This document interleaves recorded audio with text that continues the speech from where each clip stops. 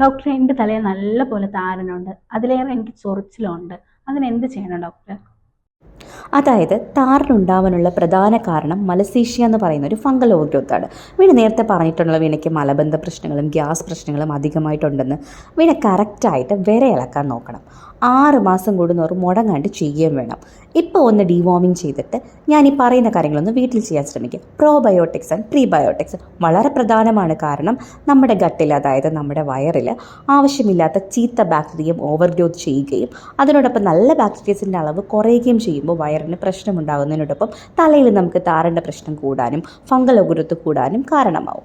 അതുകൊണ്ട് probiotic and prebiotic എടുക്കാൻ ശ്രദ്ധിക്കണം. ഡെയിലി ഒമേഗ 3 കഴിക്കാൻ ശ്രദ്ധിക്കുക. അപ്പോൾ ഡ്രൈനസ് നന്നായിട്ട് കുറയും. വീട്ടിൽ ചെയ്യാൻ പറ്റുന്ന ഒരു ഹോം റെമഡി കൂടെ ഞാൻ പറഞ്ഞുതരാം.